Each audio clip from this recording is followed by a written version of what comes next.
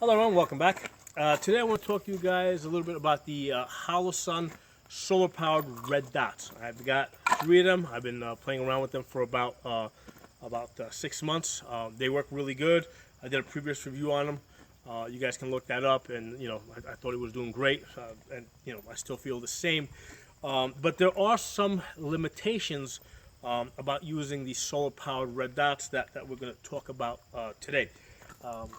So first of all, let's talk about how these things work. They've got 2 settings, okay? One setting is solar power mode, where basically you see the solar power panel here on top. It's basically getting power from the sun. In solar power mode, you get an auto adjust setting, okay? So the red dot will decide how bright you need your red dot. It will do that automatically. In the solar power setting, you can't change that. Okay, you have to basically accept whatever brightness setting the red dot thinks that you should have. If you're not happy with that, you have the option of switching over to manual mode. Okay, in manual mode, it's taking power from the internal battery. It's a 2032, so it's taking power from the battery. And in the manual mode, you got these little buttons on the side over here that you can press up and down to get it to where you want it to be. Okay. So that's so those are the two the 2 settings that you have. It's either solar powered or manual mode.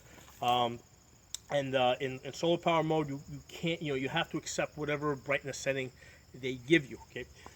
Now that's where most of my problem is with this red dot. And like I said, it's a minor problem. Most of the time when I'm shooting, it works well. The guns that I use most of the time have these solar powered red dots on it, because for most of the time it's not an issue. Let's take a step back for a second, and let's talk about what we need as far as a red dot. On a bright day when we have the sun out, okay, we need a very bright red dot, especially if we are shooting at a white target, or if we're shooting and we got snow in the background. It has to be extra bright, okay? But even just on a regular day, if you're shooting at in a grassy area, you need a pretty bright red dot in order to be able to see it. That's one of the problems I had with the Bushnells. The Bushnells, I had a few of those. They were just not sunny day bright enough, okay? But here's the thing: if I'm shooting at my targets here up close, right? And the red dot being super bright is awesome, because as soon as I come up, get that bright red dot on the target, bang, bang, bang. That bright red dot helps me find my target really fast. Works excellent. But when I switch to a further target, right, like right now I'm looking at a target that's about 110 yards back. It's a 12-inch plate. Okay, with the sun out, when I put my red dot now on that target, my red dot basically completely overpowers my target. I can no longer see my target. All I see is a gigantic red dot on it, and it completely covers up my target. So in shooting at distance, I generally need to power down my red dot so it doesn't overwhelm my target. And here's where my complaints begin. Okay, and it's not a major complaint. What I need to do now is, because it's overpowering my target, I now have to switch into manual mode. And basically, you got to hold down the plus key for 3 seconds to switch into manual mode, and now you can switch it. You can adjust your setting. 2 problems with that. Number one, holding it down for 3 seconds takes time. If I've got gloves on, because let's say it's winter time, I cannot find these. I cannot feel these buttons over here. And you might say, well, take your gloves off. Well, easier said than done when it's like negative 10 degrees outside, because that's the kind of temperature I get here. Okay, so I cannot adjust that or get into manual mode when it's like negative 10 degrees and I'm using these thick insulated gloves in the wintertime. So that's another issue. And the other issue is that once I get into manual mode, it's now using up my battery. So even though I may have the sun out, I'm no longer able to use the sun to power my red dot. I now have to use my battery. So I cannot, it's either one or the other. I'm either going to be in solar power mode with an auto adjust, or I'm going to be in battery mode with the ability to manual adjust. Okay, I don't have the option of being in solar mode with the ability to adjust the brightness setting. So that's a problem, and I'll talk about the three circumstances where that is especially a problem. One, I already described. I'm shooting at distance, and I need to, at a relatively small target, and the red dot is completely overpowering my target. Okay, I can't see it to aim good enough. Okay, so that's one instance. The other instance is I'm shooting from a shady area, either because I'm under some type of a cover, or maybe I'm actually like in the bushes, like under a tree, or I've got like a tarp over me for camouflage or something. If I'm in a shady area where, now again, we got the solar panel on top, so the solar panel is looking up and it sees that it's not, it doesn't see a sun, and what it does is, because it doesn't see the sun, it assumes that it's night now, and it lowers the power setting on my red dot. So if I'm in a shady area shooting out at a target that's in a brightly lit area, like into a field or something, now all of a sudden I don't have a bright enough red dot to put on my target. So that's the second issue. And the third issue is if I'm shooting at night. Now, if I'm shooting at night and I'm not using a light that's mounted on the gun, that's fine, because the night setting, the night adjustment setting is pretty good. I mean, the red dot's very dim. It's not blinding. It's very low. But what happens is if I mount a light onto here, okay, and lights these days, they get, they're up near 1,000 looms. So what's happening is the red dot is looking, the panel, the solar panel, the sensor is looking up, and it sees that there's no sun over me, so it knows that it's night, and it's adjusting my red dot to the dimmest possible setting. However, the light in front of me, the light on the side of the gun is flashing the target, and the target is extremely bright. So now I have a very bright target with a very faint red dot on it that I cannot see. So with the light on the target at night, I cannot see the red dot. So that's a problem. Now, a lot of times when you're shooting at night, what we want to do is we want to basically, light the target up, identify it, then turn the light off, move to a different position, and shoot from there. In which case, while we're actually shooting, we're not, that's not an issue. However, you might have a situation where it's like just completely pitch black, and you need to have the light on in order to put the red dot on the target. So in that situation, you're not going to be able to see your red dot at all.